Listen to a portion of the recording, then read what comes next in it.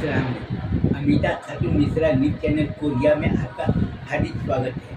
हम मुस्लिम समाज को अमिता खातून मिश्रा न्यूज़ चैनल कोरिया में तहे दिल से इस्तेकबाल करते हैं और शुक्रिया अदा करते हैं। अब तक हमारा वीडियो तो वायरल हुआ है, करीब 18 वीडियो वायरल हुआ है और इस बात की बहुत खुशी हो रही है कि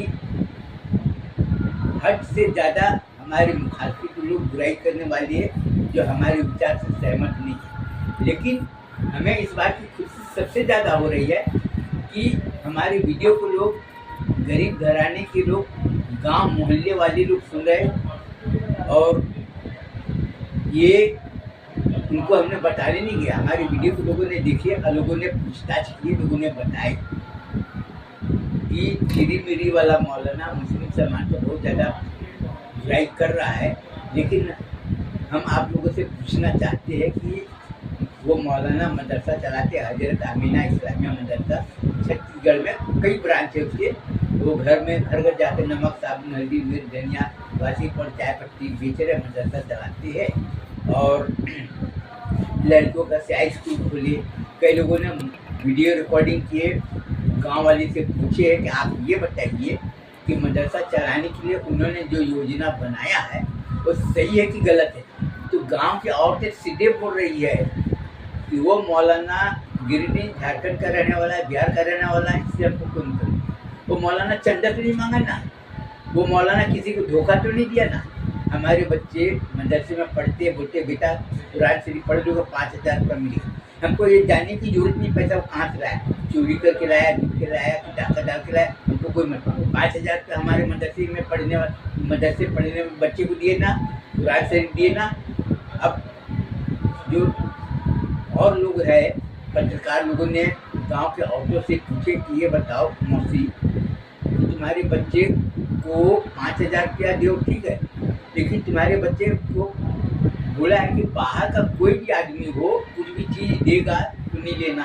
तो आपको बुरा नहीं लगता आपके बच्चे कुरान शरीफ पढ़े तो लोग मुस्लिम लोगों को बहुत खुशी हुआ और लोग खुशी के मारे कोई 100, 200, 500 रुपया अगर गिफ्ट देना चाहता है, नजराना देना चाहता है तो मौलाना लेने से मना कर दिया। आपको बुरा नहीं लगता? बिल्कुल बुरा नहीं लगता। क्यों लेंगे गिफ्ट? काय के लिए लेंगे? हमारे बच्चे पढ़े, कुरान शरीफ पढ़ते, क्या लोगों से गिफ्ट लेने के लिए थोड़ी कुरान शरीफ पढ़े? तो ये बताओ कि आपके मुस्लिम समाज में तो ये लिखा है कि किसी को नजराना देना सवाब का काम है। कोई आपके बच्चे को कुर्ता पायजामा देना चाहता है लेकिन वो लेने को तैयार नहीं, बोलते कि चिरी मिरी वाला मौलाना साहब बोले कि कोई भी मुसलमान हो कुछ भी चीज़ खाने को देता है नहीं लेना। कोई भी मुसलमान हो आपको गिफ्ट देता, कुछ भी चीज़ देता हो नहीं लेना है। यहाँ तक कि कई लोगों ने कोशिश की है या नमाज देने का, कुरान शरीफ देने का कई लोगों ने कोशिश की है, लोगों ने नहीं लिया। इस बात का खुशी है कि मदरसे में पढ़ने वाले बच्चे को सही तालीम दो और लोगों में जागृत करो।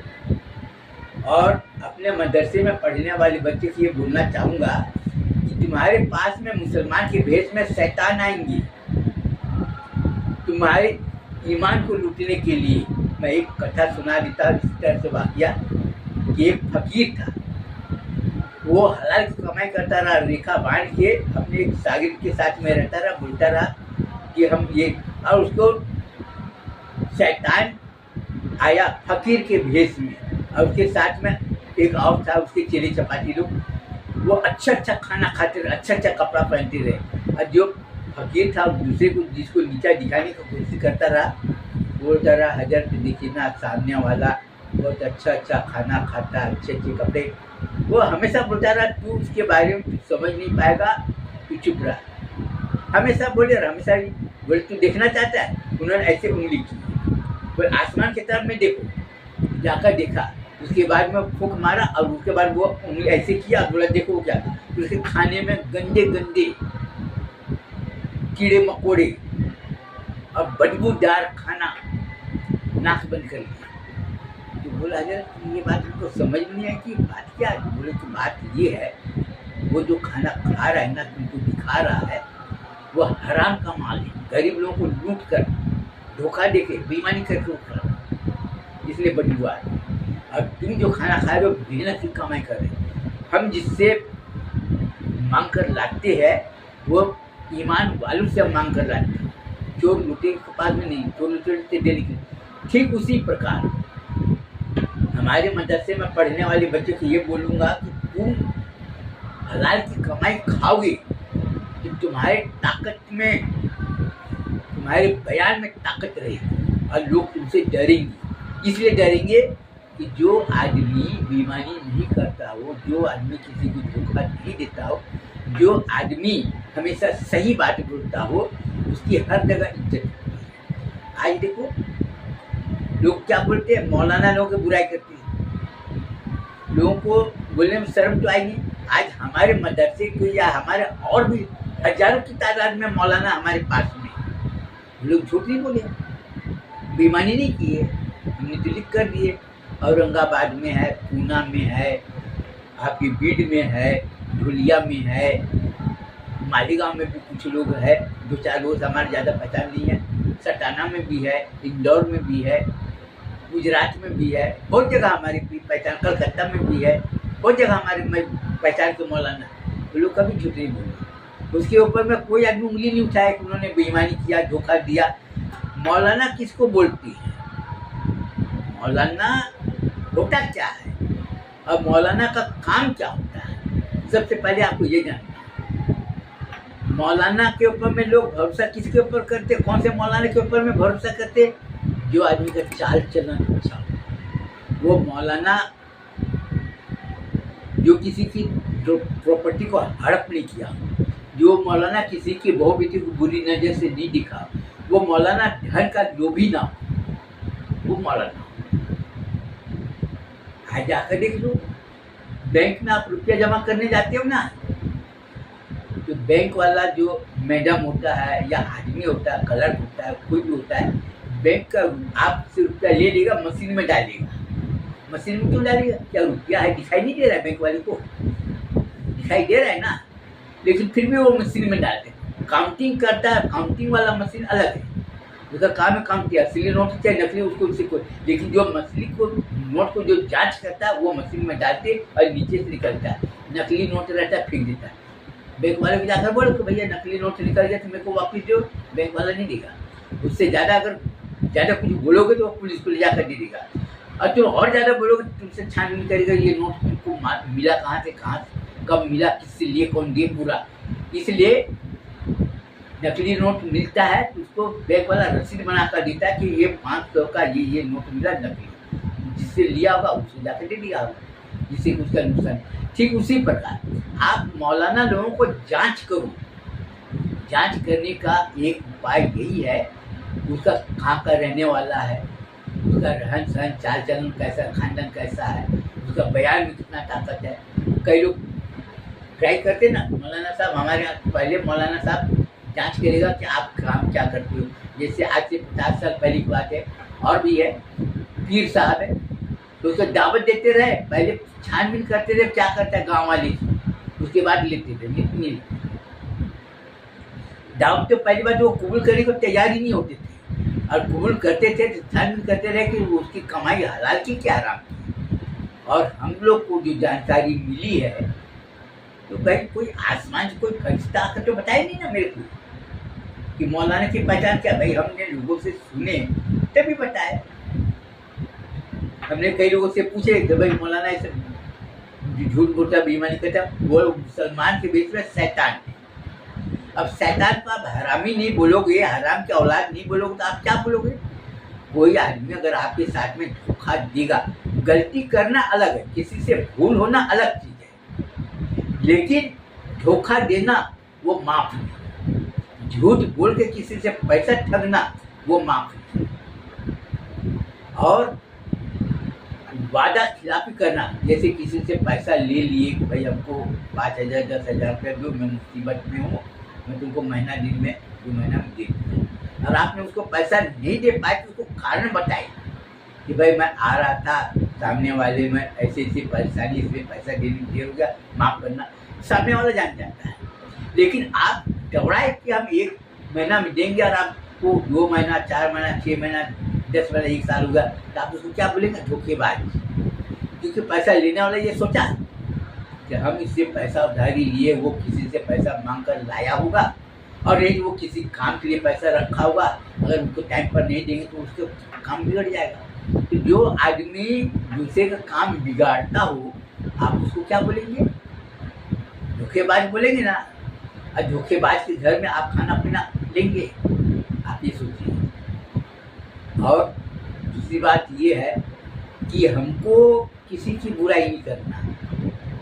हमने कई लोगों को समझाया, जैसे मैं बिहार का रहने वाला हूँ, गिरिडीह का रहने वाला हूँ, लोग पूछते कहाँ के रहने वाले हो, तुम कब से ये हो गए, ये से हुए, कैसे हुए, ये सब चीज़ हम बताते ना। अगर हम झूठ बोलेंगे कि मैं फलाने जगह का रहने वाला हूँ, तो उसमें से बहुत से लोग छानबीन करेंगे कि भाई ये रहने वाला कहाँ का है। भाई कोरिया जाएगा, चिरमिरी जाएगा, तो हमारे बाप दादा के बारे में जब छानबीन करेगा तो बोलेंगे तू गिरिडीह का रहने वाला। और हम झूठ मूठ का बोलेंगे मैं फलाने जगह का रहना, तो बातचीत करने से पता चल जाएगा। तो फिर झूठ बोलने से फायदा क्या? झूठ कौन बोलता है? जो पाप का काम किया रहता हो वो झूठ बोलता है। झूठ क्यों बोलता है? अपने पाप को छिपाने की। और मुसलमान लोग में सबसे बड़ी खूबी क्या है मैं बताऊं? सत्य बोलने को तैयार नहीं हुआ, सच सुनने को तैयार नहीं हुआ, ये उसकी खूबी। और बात बात में लड़ाई झगड़ा करने को तैयार हुआ, वो अपने पाप नहीं बताएगा। अरे बिहारी लोग तो धोखेबाज लुटेरा होते हैं, यही बोलेगा। आप ये बताओ, पैसा लोग बोलते हैं ना, क्या बोलते हैं? मुसलमान आज के दौर में मुसलमान बहुत परेशान है। अरे मुसलमान परेशान कैसे हुए जब अल्लाह ताला फरमा रहा है कि रोजी रोटी मैं देने वाला हूँ। तुम हमारे हुजूर सल्लल्लाहु अलैहि वसल्लम हमारे नबी है, जिसके उम्मती हम, मोहम्मदिया उम्मती बोलते ना, मोहम्मद मुस्तफा सल्लल्लाहु अलैहि वसल्लम बोलते ना कि हमारी नबी है, हमारी जान है, हमारी शान है, हम उसके सदके में हमको दुनिया मिली। और कुछ भी बोलते रहते, ठीक है, अच्छी बात है, नबी की बयान करना, नबी की शान में बातें करना अच्छी बात है। लेकिन आप ये बताओ कि रोजी रोटी तो तुम्हारे आगे पीछे घूम रहा है, मुसलमान परेशान। आज मुसलमान सच बोलने को तैयार नहीं। आप अपनी आंख से जाकर देख लो ना। आज मैं क्या था, मैं भी अपना काम करता रहा, इसलिए झूठ का सहारा कभी नहीं किया, कभी किसी को धोखा। लोग मेरे को पैसा देने के लिए कोशिश करते हैं, मैं लेने को तैयार नहीं। क्या करूँगा पैसा लेकर?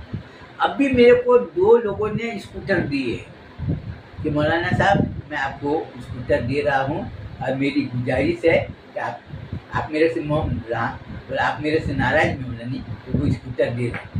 मतलब नया स्कूटर मेरे को मत दो, पुराना स्कूटर दो, क्योंकि स्कूटर वगैरह मैं चलाऊँगा, क्या करूँगा रखा। फिर भी 2 लोगों ने ज़बरदस्ती इसलिए दिए कि हमने उनके जितने पहचान वाले हैं सबको कुरान शरीफ का अच्छी तालीम दिलाते हैं, जबकि कुरान शरीफ में खुद ही पढ़ना नहीं आता। लेकिन हमने क्या बोले, उनके पहचान वाले, कोई बहन का लड़का है, कोई भाई का लड़का है, कोई साली का लड़का है, कोई चाचा का लड़का है, ये सब है। हमने बोले बेटा कुरान शरीफ पढ़ो, आपको 5,000 रुपये मिलेंगे, रोज नमाज पढ़ो, 5 रुपये रोज मिलेंगे, सीधी सी बात है। वजू नहीं, हमने जाकर पैसा देने के लिए गए, तो बोले कुरान शरीफ पढ़ते। अब ये चूतिया, मैं शंकर भोलेनाथ का भक्त, अब तू मेरे को चूतिया बना रहा है। अभी तू वजू बनाकर तू नमाज ही नहीं पढ़ा, सब लोग मेरे को देख रहे थे, कहाँ का मौलाना है। कई लोग मेरे से बोले तू मौलाना है कि क्या है? मैं बोला सवाल जवाब आपको हमसे करना नहीं, और हमको आपकी कोई बात सुनना नहीं। अभी तेरे को बोला था ना कि 5 रुपया रोज दूंगा, चल 3 रुपया पकड़, रोज के हिसाब से 3 रुपया के हिसाब से इतना पैसा मिलता है, 1 महीने का 90 रुपया। 90 वजू बनाया नहीं, मेरे को सब मालूम है। कुरान शरीफ पढ़ा, अभी वजू बना था, कुरान शरीफ तूने पढ़े नहीं। सब लोग फिर बाद में जो मेरे को पहचानते थे बोले कि चिरी मिरी वाले को छेड़ना नहीं और उसको कुछ बोलना नहीं, वो कुछ भी करता है करने। फिर मेरे से पूछे यार मौला देखो, बच्चे लोगों को दिल और दिमाग के ऊपर में खूब गहरा असर डालना है। उसको बोलो कि वजू बनाओ, उसको सीधे बोलो कि वजू कैसे बनाते मैं नहीं जानते, जाकर पूछो, तुमको पैसा चाहिए ना, तुमको पैसा चाहिए तो वजू कैसा बनाते मेरे को मालूम, तुम जाकर अपना पता करो। मस्जिद में कई लोग वजू बनाती है, कुरान शरीफ कैसे पढ़ते तुम खुद जाकर पता करो, मैं क्या बताऊंगा। 1 साल 2 साल के बाद में जब अच्छा वजू बनाकर नमाज पढ़ना चालू किया कुरान शरीफ, उसको पैसा दिए, सब खुश हो गए। अब उसको बताए कि कुरान शरीफ पढ़े कि तुम लोग इसके ऊपर में ज़्यादा जोर नहीं डालना, उसके दिल और दिमाग में ये डालने कि वो अपने से कोई भी काम करे तो अपने से करे और अच्छा काम करे।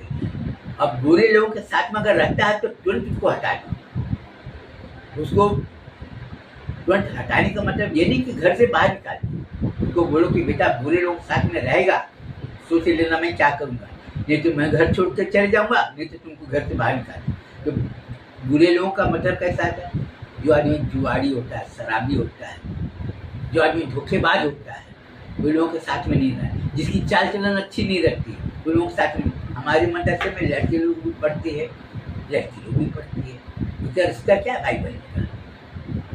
हमारे मदरसे में पढ़ने वाली लड़कियों का किसी का बॉयफ्रेंड नहीं है। हमारे मदरसे में पढ़ने वाले लड़के का कोई भी लड़के का गर्लफ्रेंड नहीं, समझिए। और सब मेरे पास में बहुत से लोग आए मेरे पास में कि भैया आपके मदरसे में पढ़ने वाली लड़की है, उसका रिश्ता। मैं बोले लड़की के बाप के पास जाओ। लड़की के बाप के पास में गए तो बोले मौलाना जिसको चाहेगा उसको देगा, मैं कुछ बोलने वाला नहीं, वो जाने उसका काम जाने, और नहीं लड़की तुम्हारी रहेगी तो रहेगी, हमको नहीं देना। मेरे को कई लोगों ने लालच दिए, मैं बोला उस पैसे के पीछे हमको आना नहीं और हमको जाना नहीं। तो हमने सबसे अपने मदरसे में पढ़ने वाले बच्चियों को हमने क्या दिए, संस्कार दिए, सिद्धांत दिए।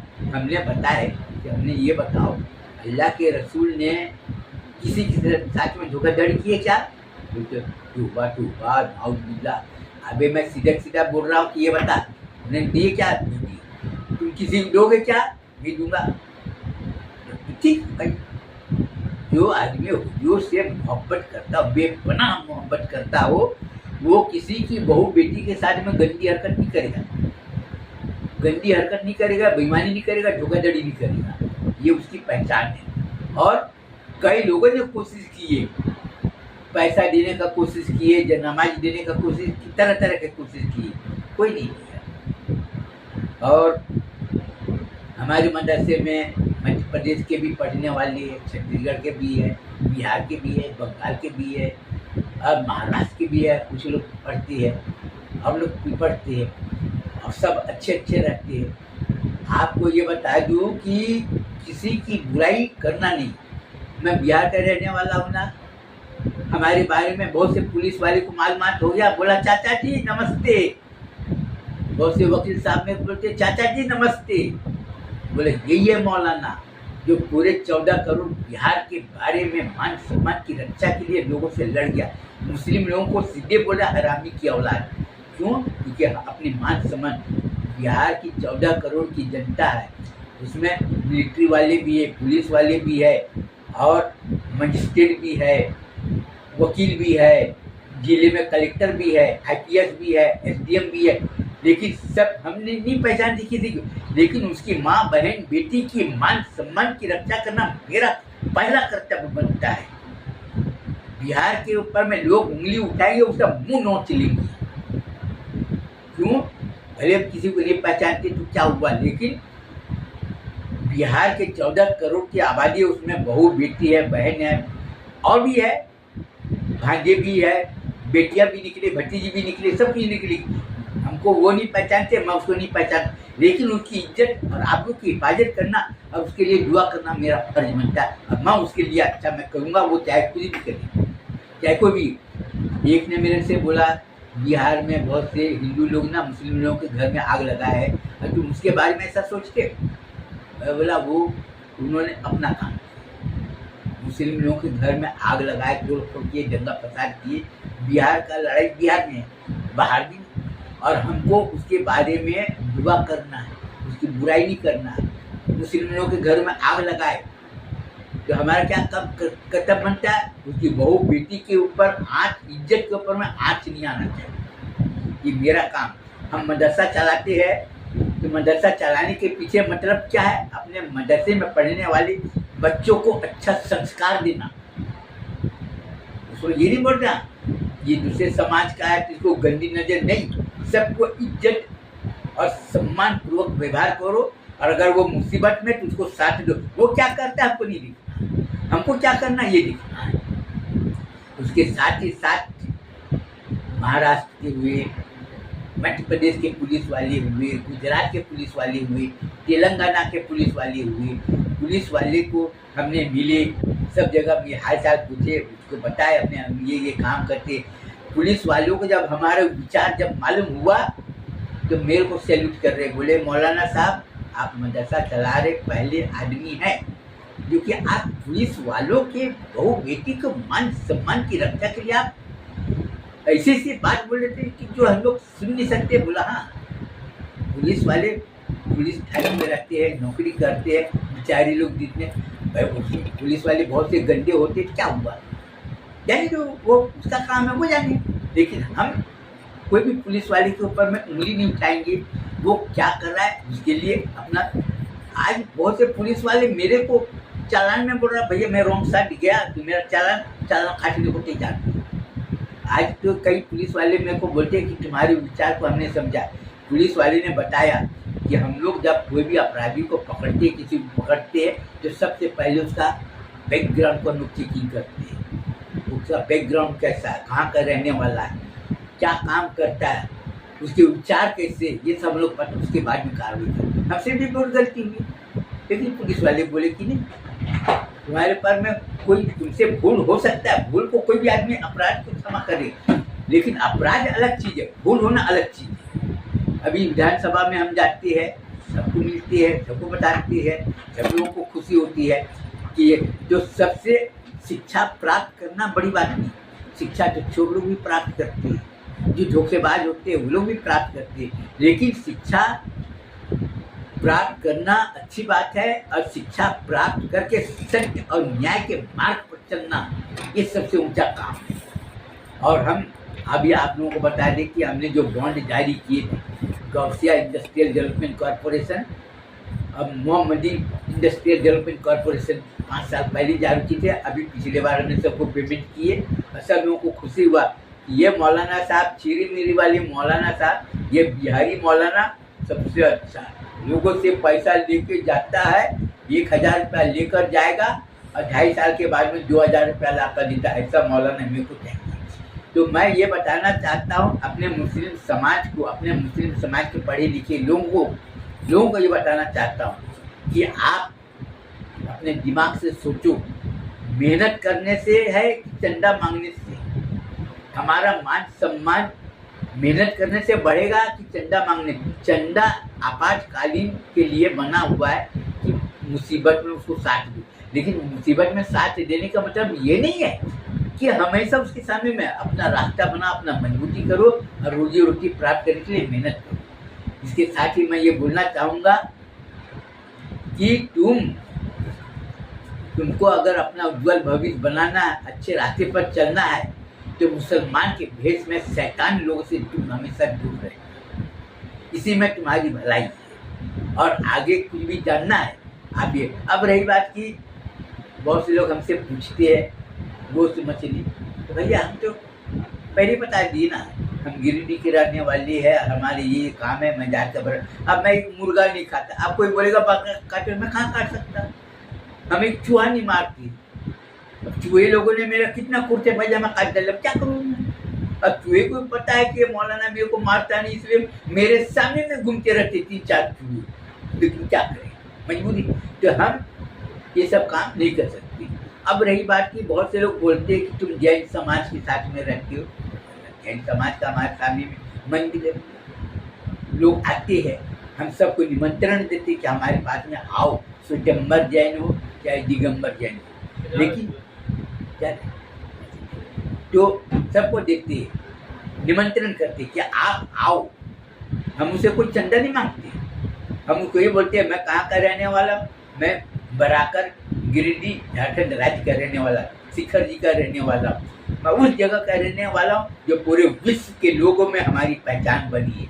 और लोग मेरे से कई लोग पूछते हैं, ये करते, हम अपना परिचय देते, अपने घर में लोगों को बोलते हैं हमारे घर में आप आइए, विश्राम कीजिए, हम हैंडपम्प लगाए, नहाना धोना है, आप आराम कीजिए, हमको कोई पैसा वगैरह नहीं लेना, बस हमारा काम है लोगों में निस्वार्थ भावना से सेवा करना, सहयोग करना, सम्मान करना, ये हमारा बस, इसी से हमारी पहचान हुई।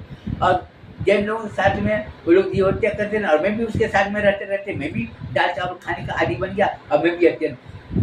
सवाल ये है कि आप ये बताओ, बकरे का गोश्त खाना, चिकन खाना, ये सब ठीक है, हमको इससे कोई मतलब, लेकिन आपको जो साथ दे रहा है आप उसके सहयोगी मानोगे, आप उसकी बात मानोगे, ये बताओ आप किसकी बात मानोगे? जो आदमी दाल रोटी आपको हर चीज के लिए मदद कर रहा है, आप उसकी बात मानोगे? मुस्लिम तो इतने बड़े बड़े पैसे वाले हैं, लेकिन उनको जाकर बोलो कि भाई मैं कारोबार करना चाहता है, 1-1 लाख रुपया करके मेरे को दो, मैं तुमको दे दूंगा। तो लोग पैसे नहीं, जबकि दूसरे समाज के लोग 10-10 हज़ार का बॉन्ड खरीदे, 5-5 हज़ार का बॉन्ड खरीदे, और हमने उसको आज 25 साल से लोग लेना देना सब किए। हमारे मदरसे का कारोबार जो है, जो समाज के औरत लोग, लड़की लोग जाकर प्रचार कर रहे हैं, उसका अचार खरीदे, बहुत अच्छा होता है। उसका गारमेंट इंडस्ट्री, पुष्पांजलि गारमेंट इंडस्ट्री, वो बच्चे लोगों को शर्ट वगैरह बनाना बहुत अच्छा रहता है, रेडीमेड रहता है, ये सब नमक साबुन का भी प्रचार करते थे। तो हम लोग सब, और हम अपना हर जगह मेहनत के पैसा कमाई किए। ये बताओ कि मुस्लिम बोलते ना कि तुम हमारा विरोध क्यों करते हो, तुम मुस्लिम लोगों का पक्ष लेते ना, बता ना मुस्लिम लोग कितने लोग हैं, तुमको कितने साथ दे रहे हैं, क्या बोलते, जकात लो, फितरा लो, चंदा हम देने के लिए तैयार, चलो आए हो इतना दूर से 200, 400, 500। आप, मैं ये कहना चाहता हूँ कि आप उसको सीधे बोले ना कि भाई मेरे को 25,000 रुपया कर्ज दो, मैं कारोबार करूँगा, अब मैं लौटा दूँगा। अगर उससे मोहब्बत है तो चंदा क्या क्यों दे रहे, हमको नहीं चाहिए चंदा जकात फितरा, भाई हमको 25,000, 50,000 रुपया दे दो, मैं काम करूँगा, अब मैं धीरे धीरे आपका पैसा लौटा दूँगा, सीधी सी बात। तो जब मुस्लिम, आप बहुत से मुस्लिम लोग मेरे को बोले कि हम तुम्हारी इंडस्ट्री को मदद करेंगे और धीरे धीरे अच्छा कर, तो कितने लोग गिनती की, 1 लाख में ज़्यादा 15-20 लोग ऐसे, 1 करोड़ में ज़्यादा 500-600 लोग। मुसलमान की आबादी भारत देश में कितना, इतना, लेकिन अगर खड़े हो जाए, अगर तो मेरे को इतना परेशानी होने की जरूरत नहीं पड़ती। आज हजारों लोगों को रोजगार आराम से, लाखों लोगों को रोजगार बिल्कुल आराम से मिल जाता है, लेकिन मुसलमानों में जलन है, वो नहीं चाहते कि हमारे बराबरी करे।